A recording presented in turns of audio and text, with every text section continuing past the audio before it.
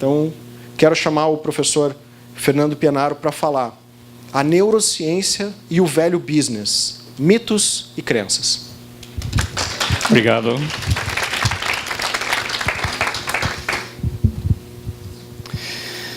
Bem, na verdade, eu vim aqui para prestigiar os alunos, né? E aí me sacanearam, né? Pediram para fazer uma palestra. Então, eu espero que atenda a algumas expectativas e vamos em frente. Por que é que eu coloquei para o Tiago que eu não queria apresentação de currículo? Porque, afinal de contas,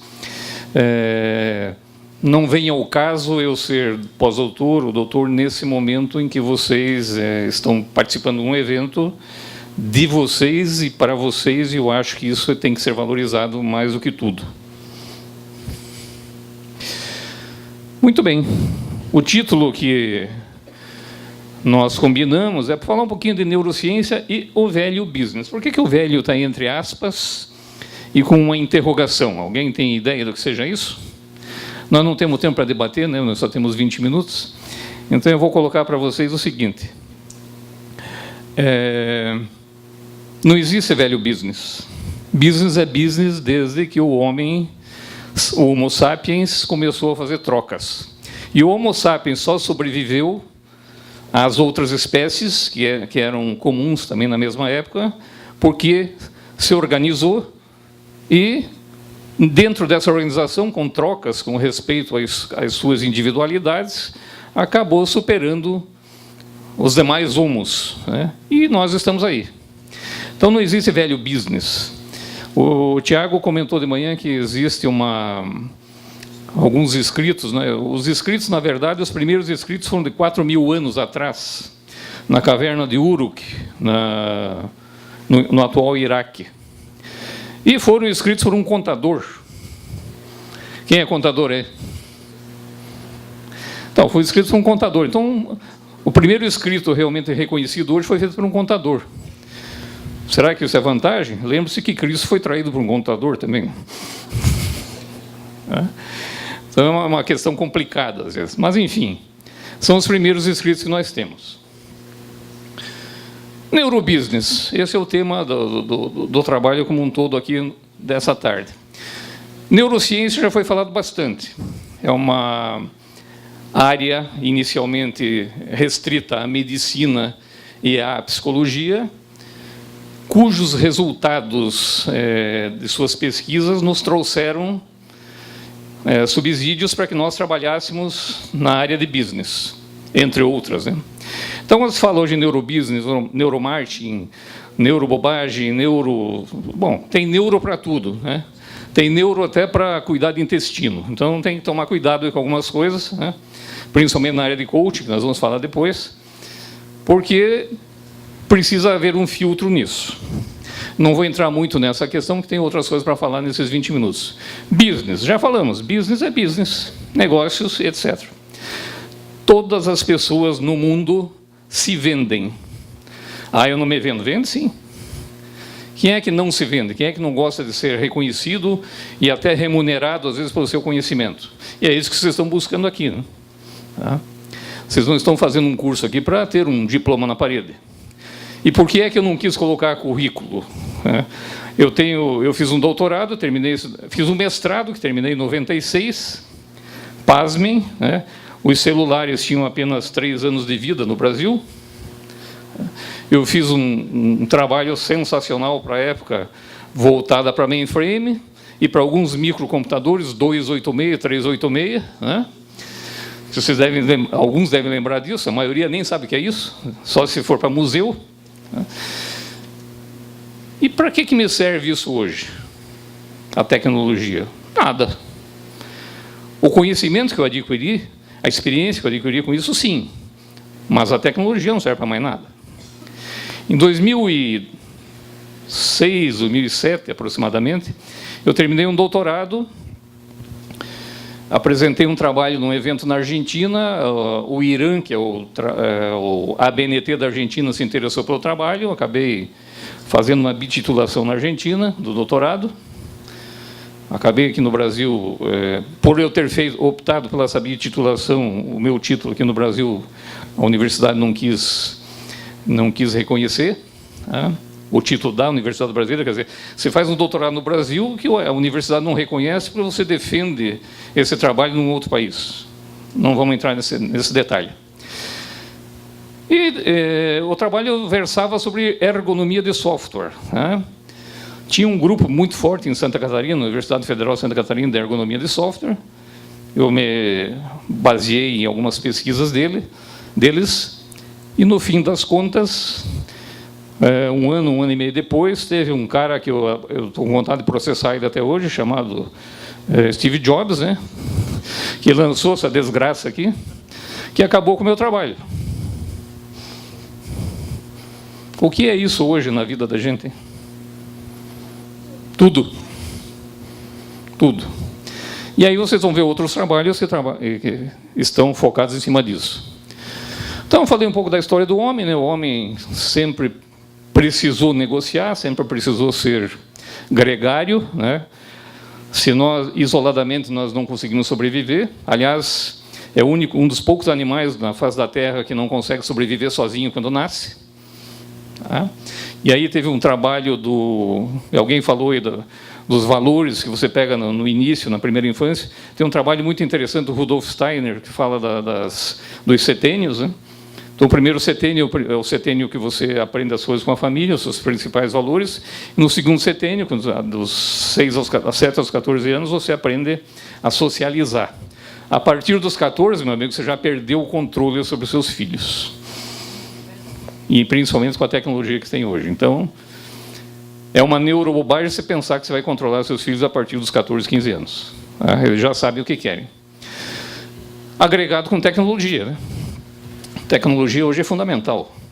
Então, se nós trouxermos a história do homem, a neurociência e o business junto com a tecnologia, nós precisamos pensar lá também na construção de valores. Mudou tudo, né? Hoje as crianças, os jovens ficam fechados dentro de casa, né? E nós estamos tratando a neurociência na academia ou nas empresas e sem nos preocupar, às vezes, com os filhos que estão fechados dentro do quarto em casa e a gente não sabe o que eles estão fazendo. E o que eles serão no futuro. Os valores podem ser locais. Tá? Você jamais pode pensar que uma criança nascida em Dom Pedrito, tá, aí no interior, vai ter os mesmos valores de uma criança nascida em Quixeramobim, lá no interior do Ceará. São totalmente diferentes. A genética é diferente, a memética é diferente. Também temos que nos preocupar com valores nacionais. Valores nacionais são mais amplos, né? Isso a mídia televisiva, principalmente, influi bastante. Vou dar um exemplo assim bem simples, né? A comunidade LGBT endeusa o Che Guevara, usam camiseta do Che Guevara. Se há governo, eu sou contra. Era o maior assassino de LGBT na história da América Latina foi o Che Guevara. E a conservadora Margaret Thatcher, né, foi a primeira mulher a presidir o Conselho da Inglaterra, e foi ela que implantou e forçou o parlamento inglês a votar as leis de defesas da comunidade LGBT e das mulheres, principalmente. Então, eles deveriam usar o quê? A camiseta com a Margaret Thatcher, não com o Che Guevara. Mas existe uma crença, um valor, né, de que isso é errado. Os valores mundiais. Quais são os valores mundiais hoje? Praticamente focados em tecnologia. Hoje nós temos algumas situações de valores mundiais. Como, por exemplo, o fato de você entender a neurociência como uma coisa que vai resolver tudo. E o Leandro, o Thiago foi muito feliz em falar que o Brasil hoje está na vanguarda em termos de aplicações da neurociência em business, né, a partir de pesquisas que são feitas principalmente no Brasil, na França, e ele esqueceu de mencionar Portugal. Eu quero complementar que Portugal hoje é uma força também nessa área de neurociência aplicada. Nas questões locais, nós temos muita questão de linguagens, né? As linguagens querem dizer coisas diferentes. A língua portuguesa falada no Brasil é a mesma falada em Portugal? Absolutamente não, né? Se uma mãe levar um filho com gripe num posto de saúde em Portugal, ela vai ouvir a seguinte frase: coloque este puto no rabo da bicha para tomar uma pica na bunda, para não dizer outra coisa. O que significa isso lá em Portugal? Coloque o seu filho, esse menino, no final da fila, para tomar uma injeção na nádega. Só isso. Você entende outra coisa. Já sai dando porrada. Então, a questão de linguagem é muito difícil de tratar, em termos de construção de valores. Por quê? Nós temos uma situação de valores locais. A linguagem que você fala no Rio Grande do Sul é totalmente diferente da linguagem que você fala no Ceará. Ou em Belém do Pará, né, meu amigo Alan? É totalmente diferente em algumas coisas. Muito bem. Aí nós temos, a partir desses valores, a contação de histórias. Vem a história das comunidades e as histórias. E aqui nós queremos colocar o seguinte: isso virou commodity hoje, né? Tal do storytelling, né? Tudo bem, mas o que é? Na verdade, é a mesma coisa que você tinha no passado. Só que hoje o storytelling agregou algumas coisas de neurociência, de neuroconhecimento também, para que essas histórias tenham um fundamento bacana e que dê uma possibilidade das pessoas entenderem de forma diferente aquelas histórias, inclusive com algumas interpretações. Isso tudo gera o que a gente chama de cultura. A cultura gaúcha, muito forte, é baseado nessas questões de linguagens, histórias, histórias e histórias. Ou não? Sim, né? A cultura catarinense e paranaense sobre a Guerra do Contestado, por exemplo, foi uma das guerras mais sangrentas do Brasil, tinha uma conotação religiosa envolvida. Tem duas versões, a versão paranaense e a versão catarinense. Então, são coisas que precisam ser analisadas. São as culturas que nós temos que avaliar. Isso cria mitos. Che Guevara é um mito. Lula é um mito. O Bolsonaro chama de mito, mas ainda não é. Mas é um mito. E o que é um mito? É uma coisa irreal, é uma coisa que você está baseado numa cultura, a partir de linguagens, histórias, e que eventualmente sejam irreais. Os mitos gregos, tá? Se você for olhar a história da Igreja Católica Apostólica Romana e ver toda a estrutura que ela tem hoje, é uma cópia parecida, muito semelhante à cultura grega. Estruturalmente, inclusive. Então, criam-se mitos e criam-se crenças. Já falaram aqui também bastante sobre crenças, e a crença que eu mais combato aí nas minhas palestras, nos meus cursos, é que o dinheiro não traz felicidade. Isso é uma crença baseada em alguns conceitos das histórias e histórias que nos foram passados de forma errônea ou errada no passado. Mulheres, os trabalhos que o homem faz, as mulheres nunca farão. Claro que faz, e até melhor. Eu até estava comentando antes do evento começar, que as mulheres dominarão o mundo. Vocês dominarão o mundo.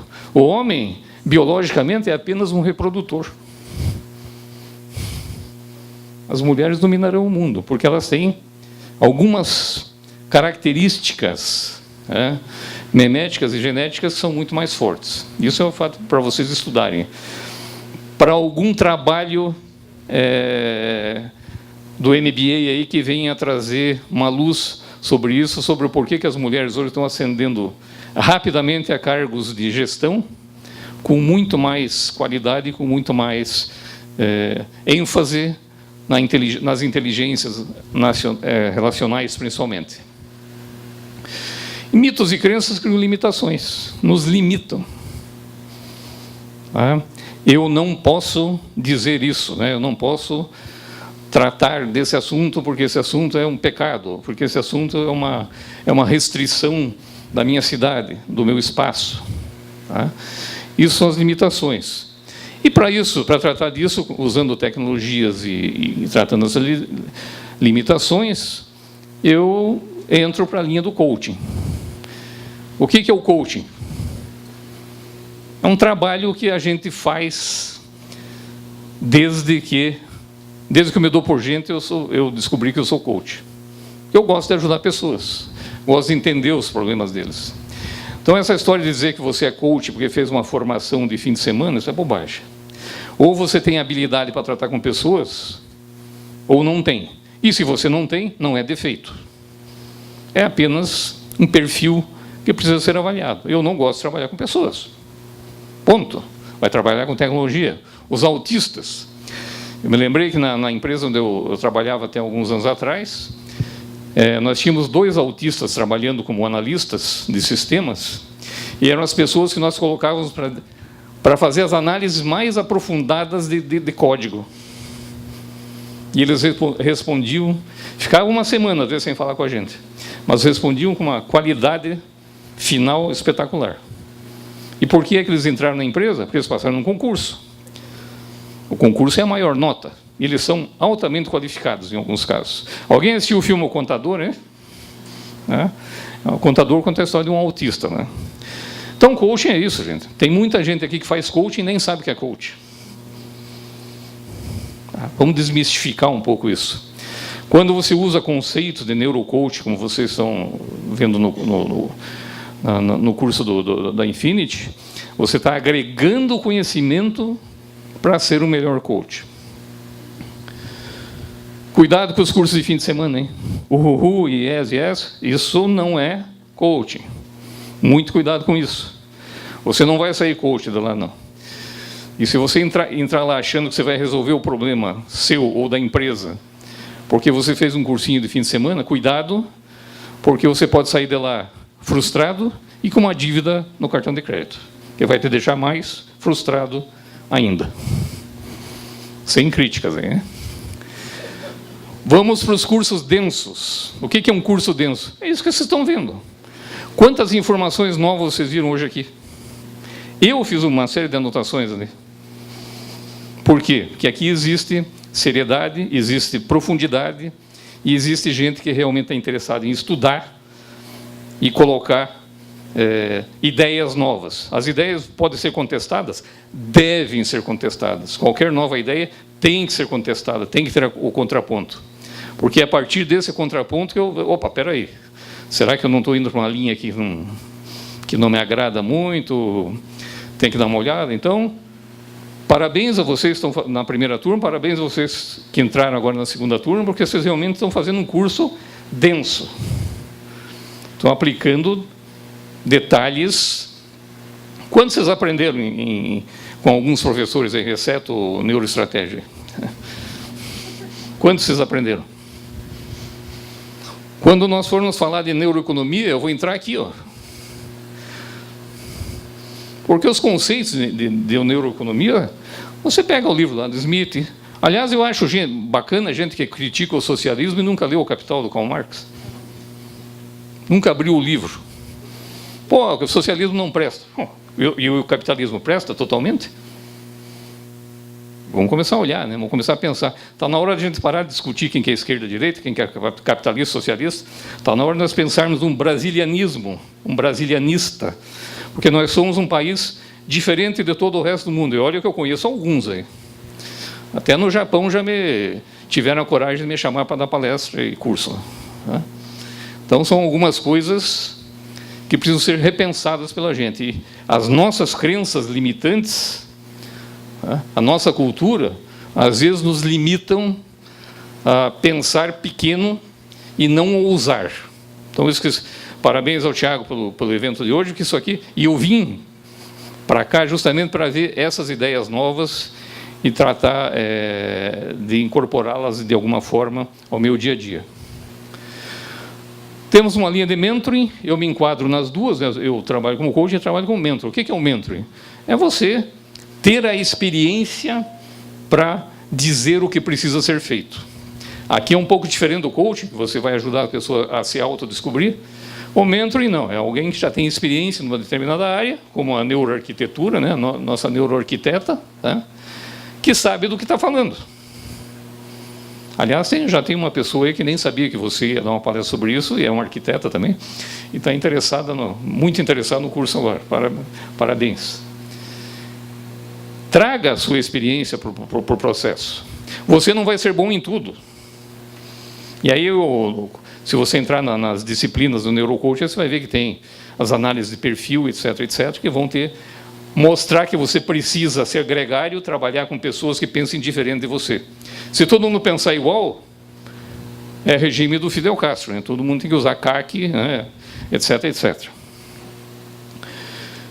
E aí, depois disso tudo, você vai acabar numa coisa chamada personal business. Ou seja, vocês têm que se vender. Vocês têm que ter um diferencial, dar o melhor de vocês para que vocês possam ter valor de mercado. É difícil, né? Parece que você é um objeto. Não, você é uma pessoa que tem conhecimento e esse conhecimento precisa ser recompensado de alguma forma. Alguém conhece esse cara aí? O da direita você conhece, né? Mas o do meio. Daniel Goleman, tá? As fotos ficaram invertidas. Aqui foi depois da palestra dele na FCU. Todo mundo tietando, querendo tirar foto, tá, etc., né? Fila para tirar foto. Como é que eu volto aqui? E 2 dias depois eu encontrei no café da manhã. Ficamos 1 hora conversando. Ninguém o reconheceu na sala do café. Eu conversando com ele, ninguém o reconheceu, exceto esse cidadão aqui, o nome dele é Sandro, né? Que quando eu estava saindo do café, o Sandro falou, pô, mas você está com o Daniel Goleman? Eu falei, estou. Pô, eu vi vocês lá tomando café e conversando e ninguém mais reconheceu, Então, cuidado com a questão da percepção. Às vezes a gente está olhando, alguém está dando uma palestra, uma informação, tá, etc., um evento que está acontecendo, e você está focado naquilo, mas não consegue enxergar o contexto, e não consegue enxergar a pessoa que está ali. Está olhando o mito Daniel Goleman. Quando você sair dali, o mito pode passar na tua frente e você não reconhece. Meus contatos, vou passar para vocês aí. 1 minuto e 34 a mais. Muito obrigado, né?